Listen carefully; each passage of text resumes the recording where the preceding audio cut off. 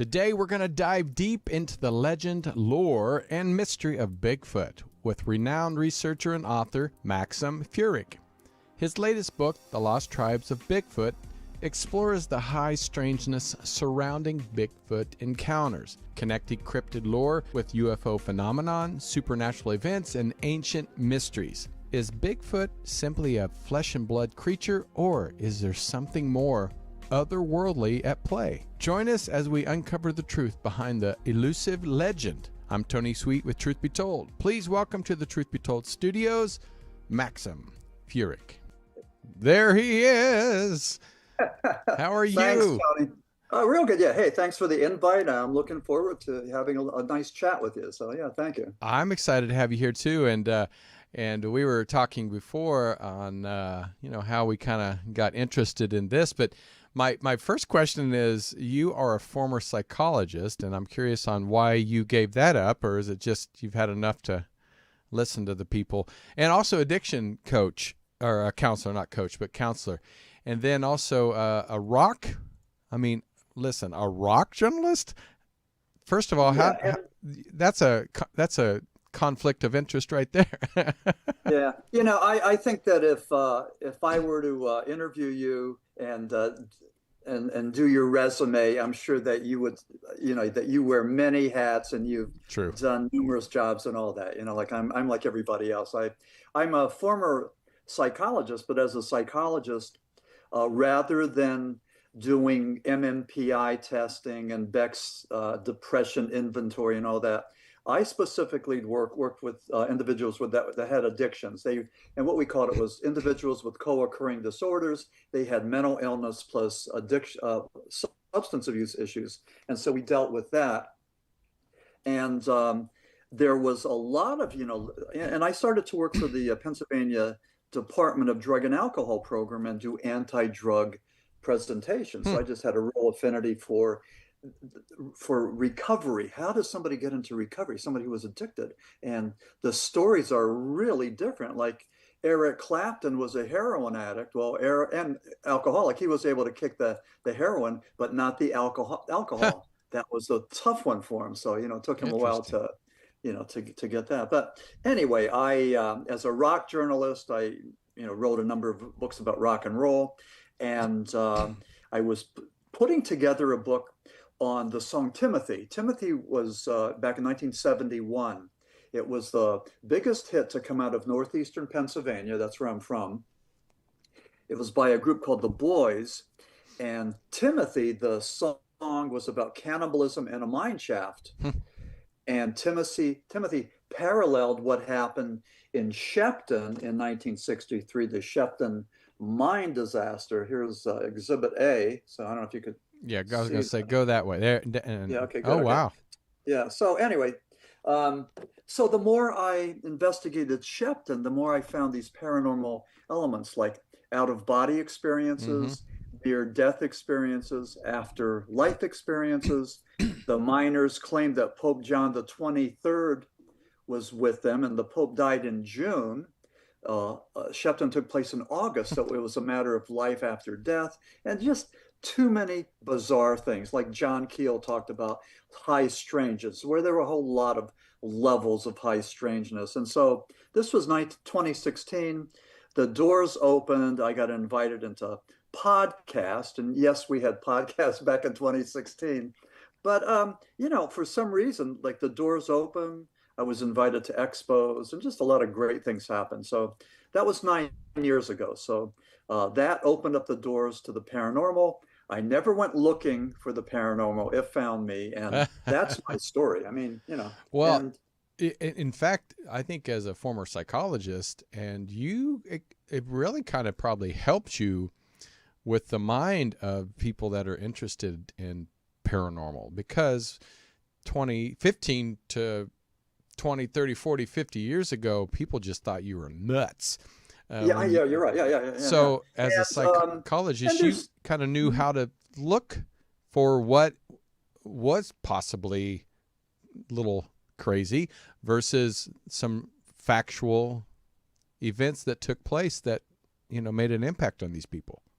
Yeah. And my question was this: why are people looking for the unknown, whether it's, Yeah, flying saucers or true. cryptids or whatever it is? Why are they looking? And there's a lot of us looking. So what is it? And it's just that human beings have this need to find the Holy Grail. There's an Indiana Jones in all of us, and we just love the search. We would love to go up in the Himalayas or in the Pacific Right. Northwest or Burbank, California, wherever, just to look for the unknown, to try to find it. And that's our passion. That's what we do. And this is probably the most exciting part of, the paranormal, that we're all on a similar journey. We're heading in the same direction, and we're just looking for something. And some of us find it. I mean, I know people that see things. And when I do my presentations and people come up to me, predominantly they'll tell me about seeing orbs. Hmm. There's a lot of Yeah. folks seeing orbs, and they're talking to a lot of dead people, namely relatives. So these are the top two that I get. But whatever, it's a fascinating narrative, and a lot of people, are looking, and they're not crazy. They're not fanatics. They're just searching. I mean, that's Right. that's what we do. Man searches for meaning. I mean, I think, honestly, I think if you're not searching for something, there's really not much meaning to this life, because as an entrepreneur myself, you're constantly searching for a new product or a new business or a new idea. So I think that's just human beings at Yeah, its. yeah. Although, we use the word autonomy, and you're allowed to do whatever you want to do. If you want to lay on your couch and watch TV, Right, right, so be it. right. Enjoy. That's your gig. That's your choice. So do what you want to do. But I mean, I don't like the couch and the TV. I mean, I'm Me doing other neither. things, and like I said, 9 years I've been in this realm, and it's been just a fascinating, mesmerizing thing. I mean, it's the journey. It's meeting people along the way, and things happening, and and my philosophy is this: when something bad happens, when things go sideways, just deal with it. It's not going to last forever. Right. And then when something good happens, celebrate it, uh, tell it to a trusted other, and just enjoy it and savor it, because that's fleeting too. Everything's fleeting. Nothing lasts like real. Nothing's really permanent. We're all in flux, and that's just the way it is. So. And if the people that are watching, you saw the banner at the beginning, and I'm going to show it again. I mean, Maxim has written several books, and I want the book that we're kind of focusing on today is The Lost Tribes of Bigfoot. And in 2023, you were kind of thrust into the world of Bigfoot and cryptozoology. And one of the questions would be, have you encountered a Bigfoot? Have you seen one? And if you have not, what are some of the most credible witnesses that you did talk to and actually believe that these were legit sightings? Yeah. Well, first of all, my sighting, if I may, last year my wife and I were walking in this place called the Riverlands back in Pennsylvania, and it parallels the Susquehanna River. And there's a trail there that a lot of times gets flooded out. So we looked, and here it was dry. We thought we'd go down that trail and just check it out, see what's there. And, I'm always looking for, looking over my shoulder, looking for Bigfoot, just hoping I'd see something. And I'm one of the unlucky ones. But on this day, I saw this black thing coming towards me. And it's this huge thing, huge shoulders. It disappears behind a tree, and it's coming towards me, and my heart starts pounding. There it is. It's Bigfoot. I saw my first Bigfoot. Well, it took like maybe 1001, 1002, 1003, maybe 3 seconds. And then there it was. It was this woman wearing like a fur coat with the shoulder pads that made her look bigger than she was. But it wasn't a Bigfoot. It was this lady wearing this coat, but it lasted 3 minutes. But for those 3 minutes, well, my feeling was, it wasn't fear, but it was awe. Like I saw it, there's that holy grail, Yeah. So anyway, that was the closest I came. But I can imagine what it's like for people to actually see something like that. I know some people, this one guy back in Pennsylvania claims that he has PTSD because he saw a Bigfoot at 15 feet. Wow. Another one, my neighbor saw not one but two, a cinnamon and a black Bigfoot. And we were having dinner. I mean, my neighbor and my wife and I and our neighbors, and he told me about this Bigfoot sighting. And I said, well, wait a second. And here it was in our tiny little town of Mackinac, Pennsylvania. And he described it. And I asked him, he said that they looked at him like they were curious, and then they walked away like hominids, bipedal hominids. And so what I did was I took that report and I sent, in Pennsylvania, there's a lot of these guys that just keep the record. They're the keeper of the key. And so I called a few of them and gave them the information, and they contacted my neighbor just to take this down. So this, I think, was a legitimate sighting. He's a stable family guy, just, a medical technician. So another one I think was valid. Friend of mine was a former law enforcement guy. He got a call from a gentleman who was taking the dog out. 11 o'clock at night, he was leaving the dog out to take a leak, and he saw this 11, 12-foot Bigfoot creature. And the gentleman, the elderly man, was not afraid. And the reason he wasn't afraid because he said Bigfoot had kind eyes. Oh. And in all of the narratives, I think that, most of the narratives are pretty much the same, that Bigfoot doesn't walk, it glides, that its eyes don't reflect light but emit light, that there's a smell. There's either a smell like a stench, a wet dog, fecal matter, rotten eggs, whatever, or something perfumey, or maybe nothing at all, which lends us to believe that maybe Bigfoot uses the smell as a means of communication. But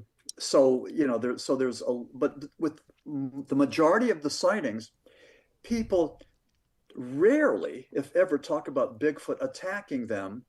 Usually Bigfoot is afraid, they're shy, they're reluctant to be with us. They take off when they see us. So that seems to be what's happening, but not aggressive. And as a matter of fact, there was an article in the New York Times, I believe, and is the reality of Bigfoot.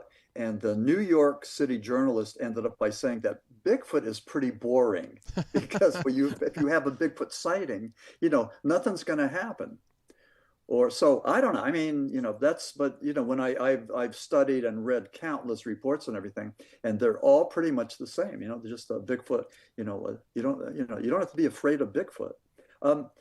We kind of think that maybe there's paranormal elements too. I remember that Rosemary Ellen Guiley said that Bigfoot has either bilocation or rapid transport, that you see him in front of you and then behind you, that they can transform from the material to and the tangible to something that's intangible. So right. They seem to have some kind of some kind of abilities and powers that we don't understand because you see them and then you don't. So I can't explain that, but it's just, if it's not scientific, if you can't put a scientific law behind it, then it's in the supernatural or the paranormal, and it may have a scientific basis, but at this point we really don't know.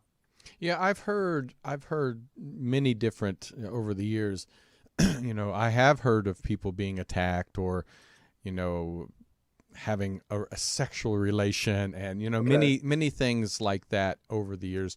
And I've even heard about Bigfoot as a alien being, as an alien species versus, a primate, like we used to think.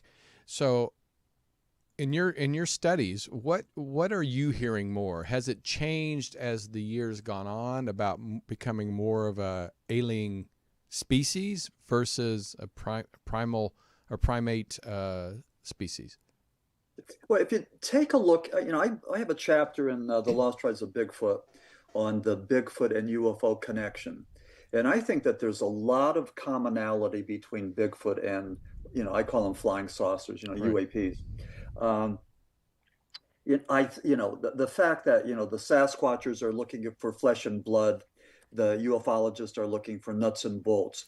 And Mm, in both cases, we haven't come up with a body, a carcass, DNA. right. We haven't come up with of craft that's been reversed engineered or any of that. I mean, we've had a lot of people talk about that, but nobody's come up with the real thing. So my contention is that both Bigfoot and flying saucers are interdimensional, Mm, that they somehow shape shift between dimensions or parallel universes, and that's why we see them and then we don't. makes more I sense. think that the theories are also evolving just as flying saucers have evolved. Like, for example, Jacques Vallée was one of the first that said, wait a second, I don't think they're intergalactic. That would take too long to go from, from the one planet to go trillions of light years away to come to Earth. It's just going to take too long. You need too much propulsion, too much energy, too much whatever that nobody has. So Jacques Vallée was the one that said that the interdimensional theory just makes more sense Hmm, with flying saucers. And I believe it's the same way. And Jacques Vallée was one who sort of introduced the new ufology. His way of right. thinking opened up doors. More people started to look at that. And I think that Bigfoot is a similar, travels in a similar pathway. Um, Interdimensional channels, pathways, portals, whatever you want to call it. And also just the fact that so many sightings of Bigfoot and orbs and Bigfoot and craft, flying saucers have been reported. So you have to wonder, what's going on with that? It's just there's too much paranormal, uh, you know, oozing from this narrative. Hmm.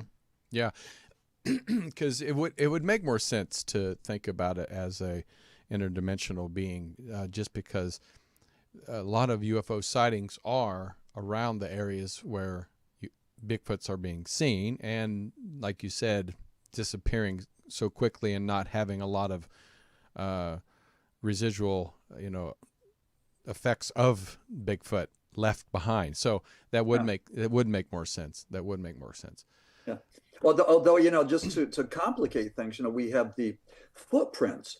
We have tons of footprints. I mean, these plaster cast of something that's bigger than bears, bigger than humans. I mean, just Right. humongous footprints from British Columbia and the Pacific Northwest. I mean, you can't ignore that.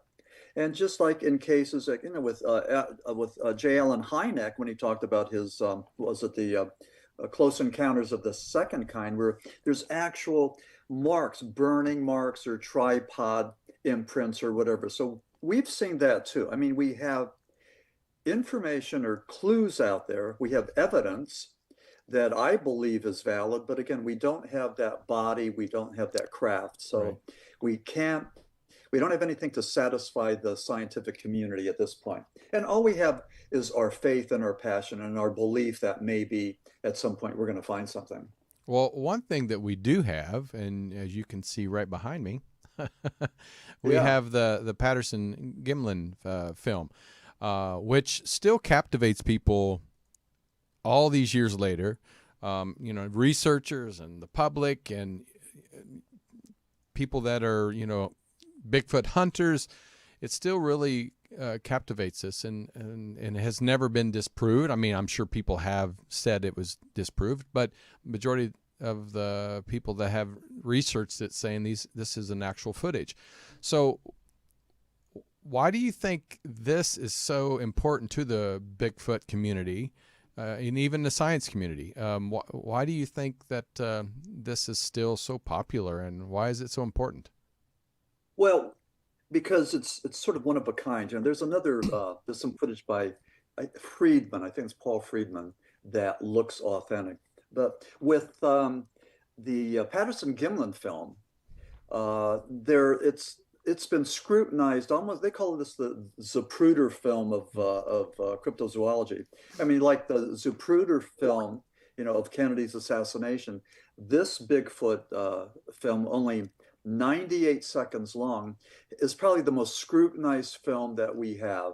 And like you said, Tony, it hasn't been disproved. But one interesting thing that happened in 1972 was John Napier. John was a British primatologist. He was working at the Smithsonian Institute, and they were able to get a copy of the Patterson-Gimlin film.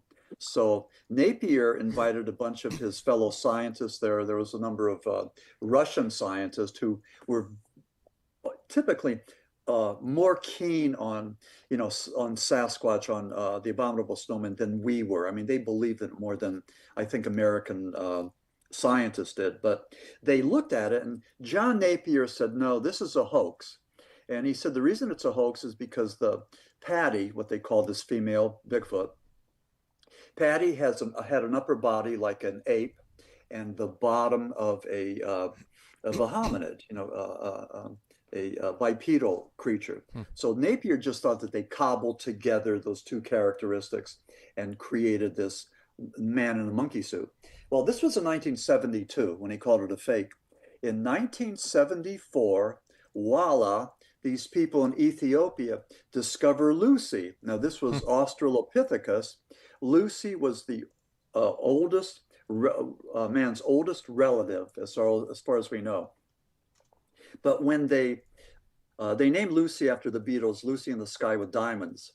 And that night, the guys got drunk and they listened to the Beatles. But this was 1974. When John Napier saw that, he said, wait a second, I was wrong, because Lucy, Australopithecus, had an upper body like an ape and the bottom like Homo sapiens, like a hominid. So John Napier said he was wrong. He believed now that the Patterson-Gimlin film was authentic. And again, it was an example of science backing up these theories and coming full circle. So that was a really great story.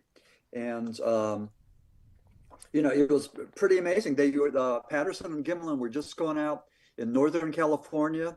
They wanted to shoot a documentary to make money, to raise money for an expedition to find Bigfoot.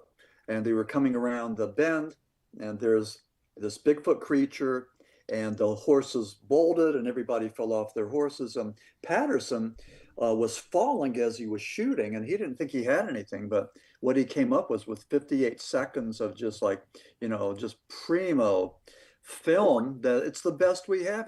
Patty's walking, turns around, looks at Patterson, and keeps on going. And they couldn't find zippers or buttons or seams. They could see the glute muscles. It wasn't a man in a monkey suit. It was a, creature, which was muscular, which was female, and that's the Patterson-Gimlin film. And just like pretty amazing,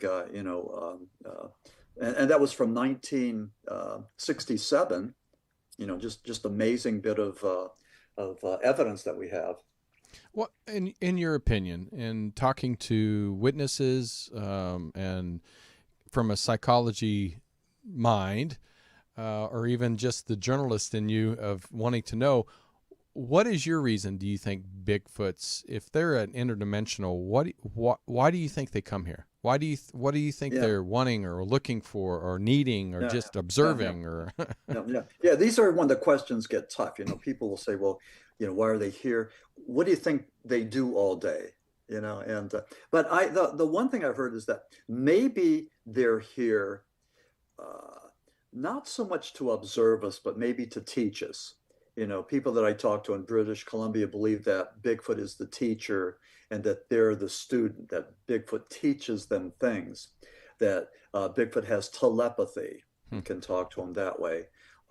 Maybe some of us have a higher vibration, a higher level of consciousness. Maybe Bigfoot talks to those people. I think maybe some people have a certain ability where they see things, or a certain vibration where they pick up on things. Now, I don't have that. I kind of wish I did, or maybe I don't. I don't know what, I don't know what I'd do if I had it, but I like, you mentioned earlier about when you were younger seeing things.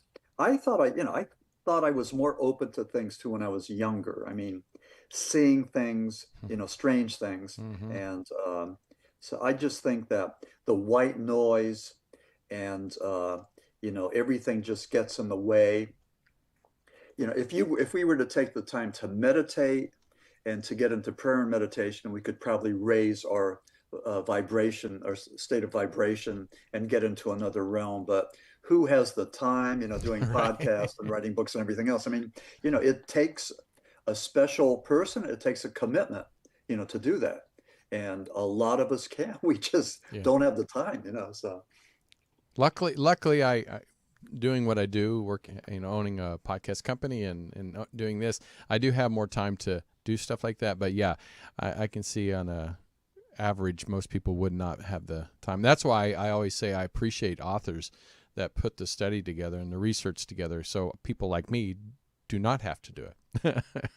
Well, but and you're fortunate too, though, because you talk to so many people, so your head got to be filled with ideas. Oh yeah, I mean, for sure. like amazing tapestry of stuff, and sure. and I'm a little bit like that, talking to my folks, and Mm-hmm. but it's interesting because when I do my book signings and presentations, a lot of people want to connect. They really want to connect with and tell you their story. And it's important that somebody listen to their story, no matter what it is. And it's not so much about maybe believing, although, but it's not so much about that, but it's about just letting them know that you're hearing them. And, and that's the important thing, the important service that maybe that we can do, just to be active listeners and respectful in that way. Well, what we were talking about earlier about mostly Bigfoot, is more kind eyes and stuff like that. But you seem to or had a little bit of fascination with the 1924 Albert Ostman, who was kidnapped by Bigfoot. Can you tell our audience a little bit about that? Because they may not know about this, but that seems to be kind of one of those where it might be a little bit different than. Yeah. And again, it's a case of one and done, because I don't know of any other examples of that. But Albert Ostman was a Swedish Canadian trapper hunter, and up in British Columbia, somebody was messing around with this campsite, taking things, leaving footprints and everything. So what Albert Ostman did in 1924 was he hid in a sleeping bag with a rifle.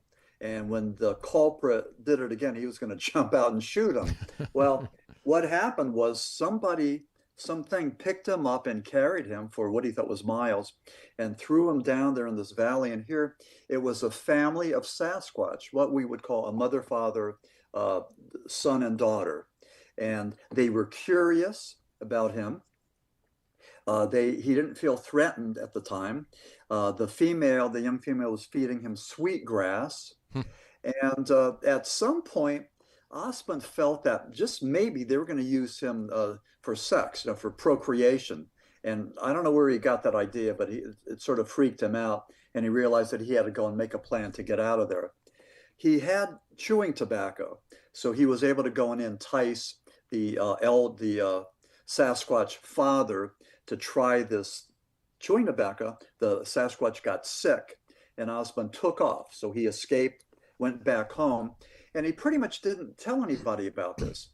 And then after Sasquatch and Bigfoot stories started coming out in British Columbia, he went and gave his story to John Green, who was a British Columbia journalist and also one of the original 4 horsemen of Sasquatchery. So John Green took his story, and this was before computers and microfiche, before we had the ability to Google something and find out all about it and then, tell our story. Well, Ostman didn't have that. So he talked about the family, how they acted, them being, gentle, curious, all that. John Green thought that he was telling the truth. Ostman, the only thing that I saw that, got sort of wasn't a red flag, but he said there was no smell. He didn't talk about the smell. So it's possible, again, if they use this smell as a means of communication or warning, he was a friend and they didn't need to go and assault him with the stench. So I was going to say, maybe he smelled himself, so maybe he just was used to it. yeah. So the 1924 Bigfoot abduction, was the only one that I know of its kind. Now, back in the 60s, Betty and Barney Hill were abducted in the White Mountains of New Hampshire.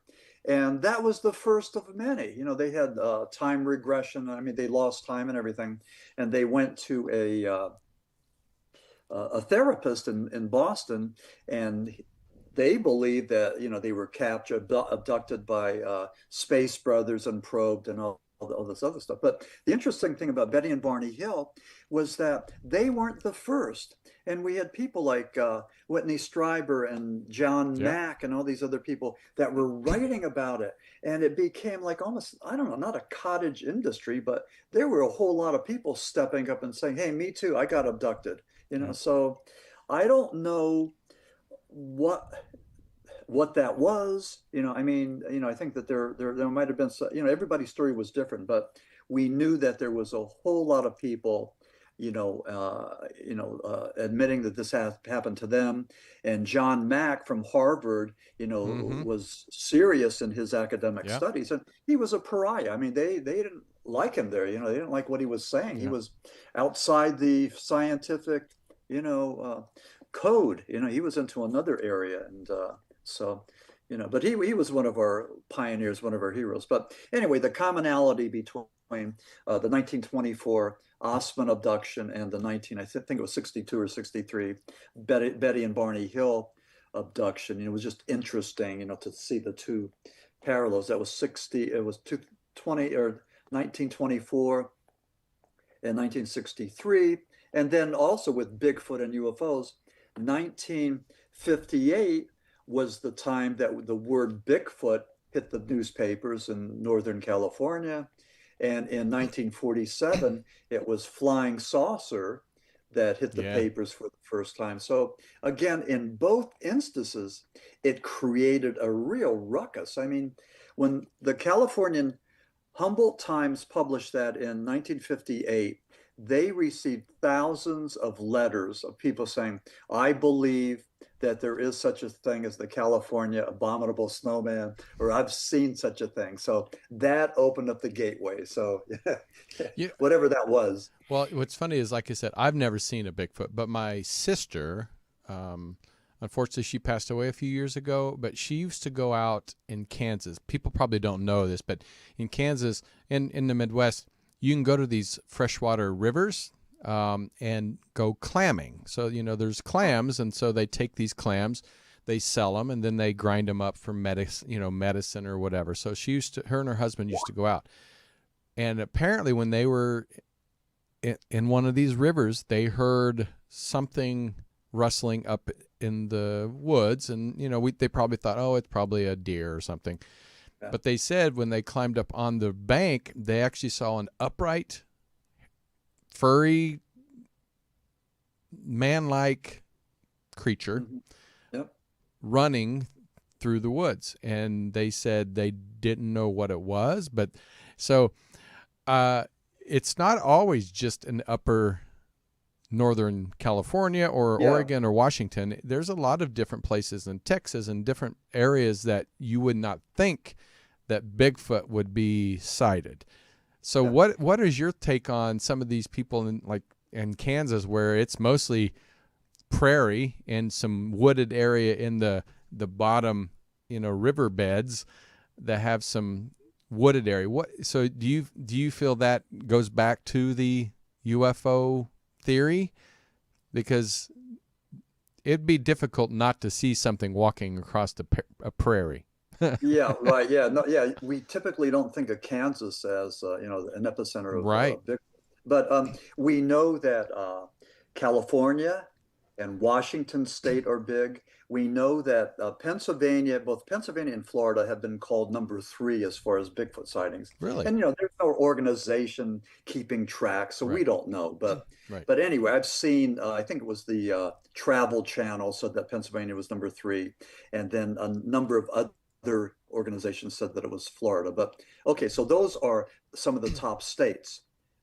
Texas too. But Hmm. the other thing is, we know that we see reports of these creatures in every single state except Hawaii. So Really? what's going on? Yeah. So what's going Hmm. on that? What are, why is it that people are seeing this in so many different states and they have their own little chupacabra Yeah. Yeah. or champ or Nessie or whatever? Everybody has their own version of this. So what that is, we're not sure. We know that in just as we have Bigfoot up in Pennsylvania, we have the skunk ape down in Florida. Skunk ape is supposed to be maybe 7 foot. It's smaller. Bigfoot is like 8, 10, 12 foot. So the skunk ape is smaller. Allegedly, the majority of sightings for the skunk ape in Florida took place in the 1970s, but because of development, they're being chased off to either Georgia or down into the Everglades. And Florida is a unique state because with the Everglades, you have 16 counties going from Miami-Dade up to Polk, where there's plenty of swamps and plenty Right. of places for people to, for cryptids or creatures to hide. Where I live on the Gulf side of Florida, we're close to the Green Swamp. That's Lake and Sumter and Polk counties, and that's like 110,000 acres. Hmm. We're close to the Ocala National Forest. That's what, 607 square miles. So there's plenty of places for creatures and bears and everything else to hide. So, it doesn't surprise me that, that there's sightings.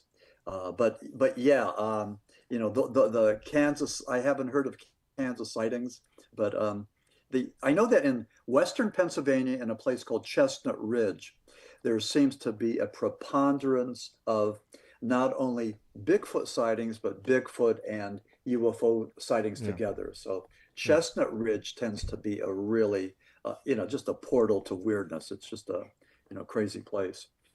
Yeah. Yeah. It when my sister told me that, I was like, oh, okay, well, I definitely won't go out there tonight. So And one thing I want to say, like one of my heroes is J. Allen Hynek.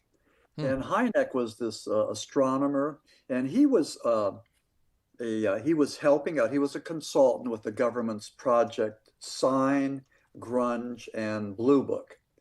And he was a skeptic. He didn't believe any of these people that saw things. Everybody that saw things, Hynek would say, no, you're hallucinating, you're needy, you're, mentally ill, you're seeing Venus, you're seeing swamp gas, and for and he talked to thousands of people and got these reports. And then Hynek had an epiphany. He had what a psychologist call, and this is Tony, you've probably never heard this because this is very scientific, but he had an aha moment where he said, aha, that maybe I got this wrong. Maybe I should be, me and the scientific community are being disrespectful to these witnesses. Let's hear them out and listen to what they're saying. So he started to be a little bit more kinder and gentler and had more respect. So he would take the narrative and find out what they saw, where they were, what were you standing next that you could maybe gauge, the distance and all that. So he changed his mind and he became more of a believer. And so Hynek was the one who gave us uh, probably helped us out more than any. Well, there was a handful of people, but Hynek gave us definition. He gave us vocabulary. He gave us the vocabulary of the close encounters of the first, second, third Hmm. kind, and he gave us the levels of high strangeness, which the way I understand it is, you may see a light from your car, and that's okay. That's a little strange, but if that light hovers over your car and you can't start the car, and maybe there's missing time. There's like 1, 2, 3, 4 examples of high strangeness. And again, Right. we need to take a look at this because there's something happening here. So that's what he said, and that's what he did. And even with his close encounters of the third and fourth kind, I think it was Stephen Greer that gave us close encounters of the fifth kind, where, we were talking about meditation earlier. I think we were, but and Stephen Greer was saying that, we can willfully evoke these saucers and these beings. We could do it ourselves. Like maybe we have this power to do that. So Stephen Greer is talking about that. And again, it's just taking the template that Hynek gave us and just working with that and using that and opening that up and, doing a little bit more with it. So That's we great. we need more of that. We need Yeah. more definition, more vocabulary, more hypotheses if we're going to figure out any of this. And it doesn't help. And I know you're a very outspoken when it comes to calling out hoaxers in the Bigfoot and the UFO communities. I know we're getting short on time, but I'm curious about this because it frustrates me and it frustrates you. And I've seen people over the years, if their light is becoming dimmer in the community, they start becoming more hoaxsters, trying to get that's more. good. A good way to put it. Yeah. Yeah. It's true. It's a Hollywood thing too. Hollywood does it too. So, what is the biggest frustration that you face when that happens? And can we talk about a few hoaxes that you have discovered that you're really outspoken about? Yeah, in The Lost Tribes of Bigfoot, I think I have 3 chapters about that. And it really kind of pisses me off, because I think we're looking for legitimacy. Yeah. And we're being attacked by enough people, not just the scientific community, but within ufology, you have the folks that are nuts and bolts, and they don't want to hear anything about the woo-woo. They don't want to hear anything about the interdimensional. Mm-hmm. And this is so wrong. They're one and the same. They're closely related. And the same thing with Bigfoot. But there's people. I think the thing that upsets me is that we're trying to find we want to be legitimate. We want it to be viewed in a better lens. And these hoaxers disrespect us, and they disrespect our genre. Yeah. And there's been a number of them. Like, for example, the Piltdown Man took place in England, and it was Charles Dawson. He was a lawyer and and again, nothing against lawyers, but he was a lawyer and a amateur fossil collector. But what was interesting is that in Germany, they discovered Heidelberg Man. So Heidelberg Man was one of the oldest relics that we found. So Great Britain wanted to have theirs. And Charles Dawson came up with this Piltdown Man. And we found out after 40 years that what it was an old skull, a human skull, that was, it was thousands of years old, but there was also the jaw of an orangutan, and he put those two together. He sprinkled them with iron oxide. He filed the orangutan's teeth to make him look more humanoid, more human. And people, the scientific community and the political community, wanted to believe this because this was their Heidelberg Man. This was Great Britain's claim to fame, that their Piltdown Man had a bigger brain and was bigger and all this other stuff. Well, it was a hoax, but it took 40 years to go and to prove that what Charles Dawson did, was just horrible. And that's the one that's the most infamous. The other one is the Minnesota Iceman. And there was a con man, a carny named Frank D. Hansen. And Hansen, he kept on changing his name, but he said that he found this humanoid in a ice block, a little glacier that was floating in Siberia. And he kept on changing his story. But people like Ivan T. Sanderson and Bernard Hovemans believed that it was a true and an actual being because they could smell the thing rotting. And then things got kind of weird. Like Hansen was going to Canada, and supposedly he didn't want to get busted for having this corpse there, so he got rid of it and had a rubber one. But anyway, he kept on changing his story, and he pretty much hoodwinked two of the top zoologists, Sanderson and Helveman, who were looking for that missing link. Again, they wanted to discover that holy grail. They wanted to be the ones to find the link between ape and man, or ape and Bigfoot, and they didn't. And they were set up, and they were hoaxed. And this was, this was sort of like a black eye on Ivan T. Sanderson and Bernard Helvemans, who are the fathers of cryptozoology. I mean, they coined the word. So for them to get hoodwinked like that was really kind of embarrassing, but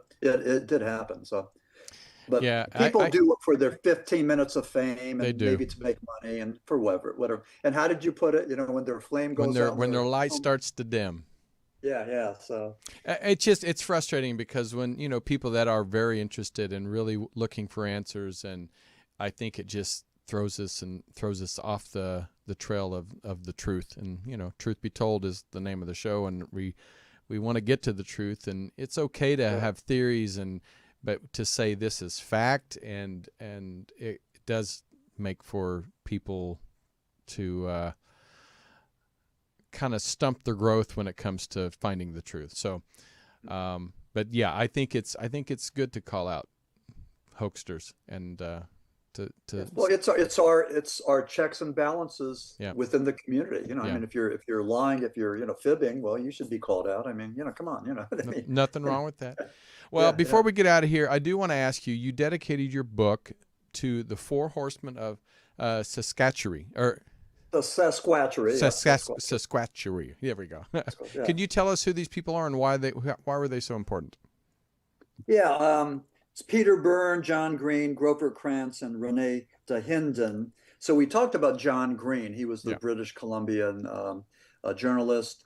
The one, Peter Byrne, was from Ireland, and there was a Texas oilman named Tom Slick, a multimillionaire.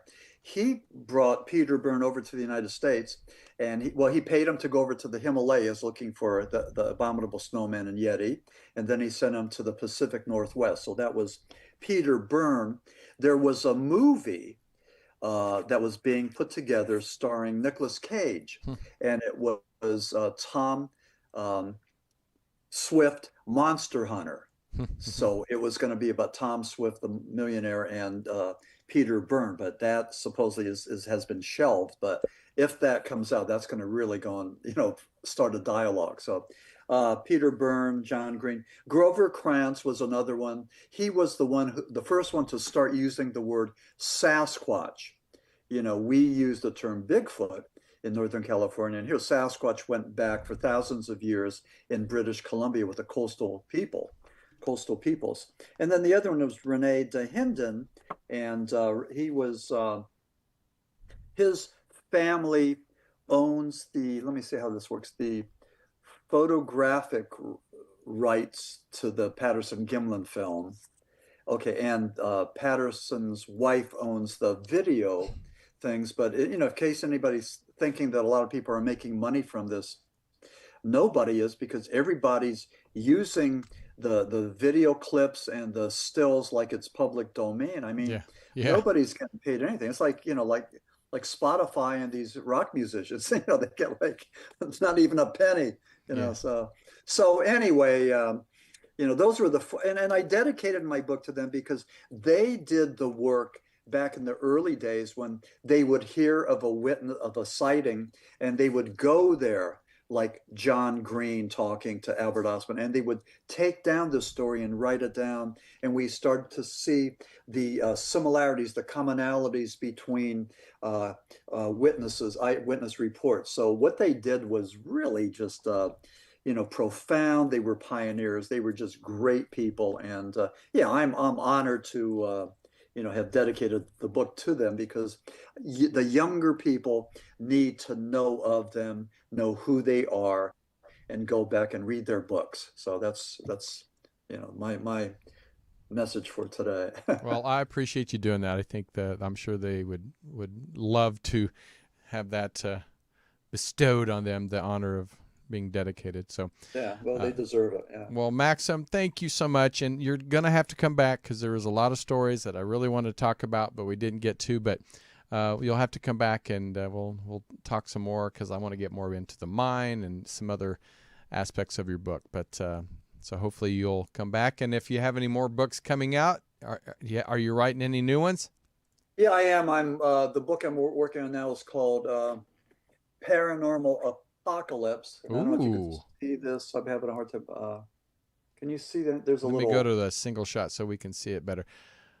Okay, let's do this. Hang on. I love the title. Yeah, this is going to be good. This is going to an area that very few people has traversed, but have gone into. But here it is. Okay, so it's called Paranormal. There you go. Oh, that looks good. Is this how it ends? And that's a gray. That looks really good. Grim Reaper, and there's the sundial, and there's wow. Yeah. So anyway, I'm what I got like maybe 16 chapters done. It'll be done this year. Wow. And we're definitely gonna. I do want to say one thing before we go. Yeah, of course. In The Lost Tribes of Bigfoot, which is printed by Hanger One, there's a thing called, yeah. Well, you're great with the graphics. So there's a thing called IBT. This is immersive book technology. And if you were to take your phone's camera and hit the QR code, and that'll open up a video of me doing a synopsis of that chapter. So they're throughout the book, and it's a unique kind of technology. I love it's sort that. of like something old that's new again, but it's great. It's in The Lost Tribes of Bigfoot, and a lot of people are just commenting on it because it's sort of interactive. So there's me in my office in Pennsylvania talking about The Lost Tribes of Bigfoot. So it's really kind of neat. I love it. Well, Maxim, thank you again. Thank you for putting these books together for our entertainment and some knowledge that we may not know about. So, but definitely going to have you back. And are you going to be speaking at any conventions or festivals coming up? Or yeah, we're heading back to Pennsylvania in April, and we're going to be at the Paranormal, the 18th annual Paranormal conference in Butler, Pennsylvania. Oh, so Butler! Wow. Doing a presentation on The Lost Tribes of Bigfoot, and looking forward to that. That should be an awesome thing. Some good people are going to be there, so that'll be the first one, and then we're going to have a busy summer, and looking forward to getting back to Pennsylvania. So perfect. Yeah, before it gets too humid, I'm sure. Yeah, I know. Yeah, it gets hot down here and humid. All right, well, go to Maxim Furek, and it's Furek. Is that, I'm making sure I said it right? Correct. Yeah, Maxim Furek. Yep, and it's MAXIMFUREK.com. That's for the podcast video or audio people. So we appreciate you going there, supporting Maxim and picking up his books, and we're looking forward to the next one.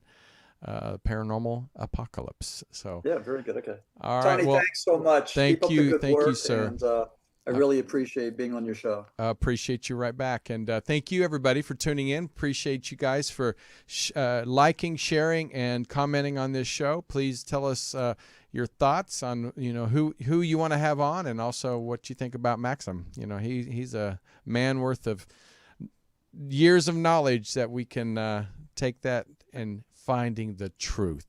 But make sure you tune in on Mondays at 3 o'clock with Robert Hensley with Truth Be Told Going Wild. Bonnie Burkert doing her show on Truth Be Told Transformation Wednesdays at 3. And, of course, me every Friday right here. And as we bring you new shows and hopefully things that you just can't wait to hear about. But until next time, I'm Tony Sweet with Truth Be Told Paranormal. Take care of yourself and each other.